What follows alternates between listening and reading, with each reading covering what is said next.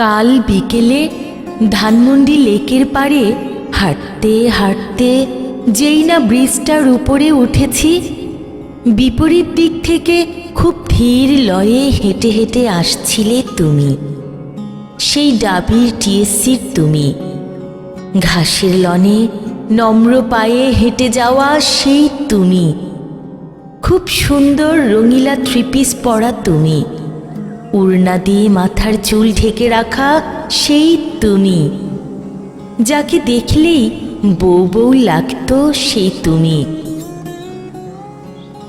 ঝর্ণাতলার ঘাসে বসে কলকল করে কত কথা বলা সেই তুমি, লম্বা করিডোর দিয়ে হেঁটে যাওয়া সেই তুমি, উদ্যানের নরম ঘাসে আমার পাশে মায়াবী সন্ধ্যায় পায়চারি করা সেই তুমি। আমি উৎসুক দৃষ্টিতে পরখ করে দেখতে গেলাম, সে কি তুমি?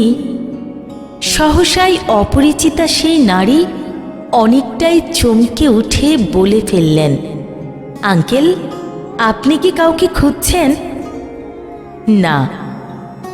আমার তখন খুব খুব করে বলতে ইচ্ছে হচ্ছিল, হ্যাঁ, আমি তো ঠিক তোমার মতোই এক নারীকে খুঁজে বেড়াচ্ছি 3টি যুগ ধরে। মানুষের ভিড়ে, জনপদ লোকালয়ে, গহীন অরণ্যের সবুজ মরমরে, সাগরের উত্তাল ঢেউয়ের সফেদ ফেনায়, গভীর সমুদ্রের অবিরাম আস্ফালনে, বেলাভূমির পেতে রাখা বিশাল বুকে ক্রমাগত ছুটে আসা বিস্তৃত জলরাশির স্বচ্ছ জলে, পাহাড় চূড়ায়, তুলু মেঘের ভেলায়, শরতের কাশবনে, শিউলি তলায়, বকুল ছায়ায়।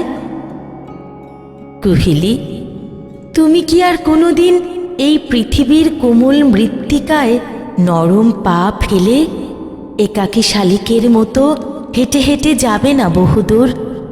একাকী শালিকের মতো হেঁটে হেঁটে যাবে না বহুদূর?